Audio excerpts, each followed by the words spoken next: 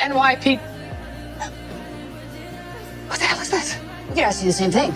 We're here to arrest your son, Mrs. Parrish. Stand up, hands behind your back. Do not move, or we will arrest you too. Martin was taken into custody for sexually assaulting his subordinate, Mona. But shortly after he was brought to the station, Mona suddenly recanted her statement. She claimed the encounter had been consensual. She denied being raped. She refused to cooperate with investigators. It was clear that Martin's mother, Connie, had offered a substantial financial settlement. The judge ultimately approved Martin's release without bail. The case hit a wall, but the police didn't give up. They began by questioning Mona's roommate. During the interview, the roommate turned over a voicemail Mona had left before withdrawing the complaint. Bart just attacked me. He bit me.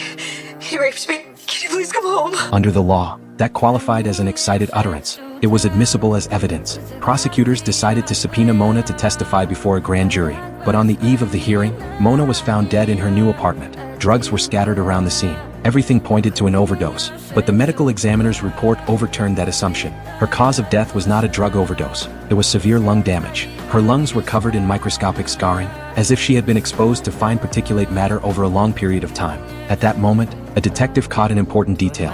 Martin had recently developed a persistent cough. He carried an inhaler everywhere. How long have you been using that inhaler? A few months. You might want to get an x-ray of your lungs.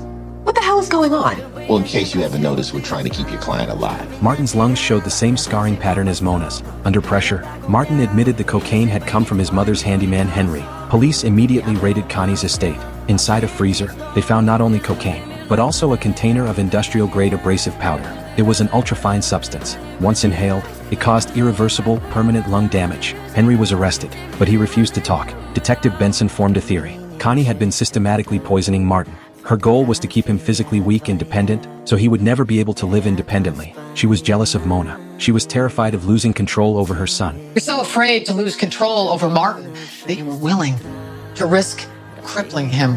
Or even worse, somebody in the grave can't leave you, and you always know where he is. To break Connie psychologically, investigators brought in her long-estranged husband, Peter. He revealed that years earlier, Connie had tried to slowly poison him using the same method. He had even once caught Connie in bed with 12-year-old Martin. The behavior was deeply inappropriate. He fled the marriage out of fear. At the precinct, the family confrontation finally erupted. When Peter arrived with his new wife and young daughter, Connie completely unraveled. For the first time, Martin realized he had been living inside a prison disguised as love. He made his choice. He agreed to testify against his mother.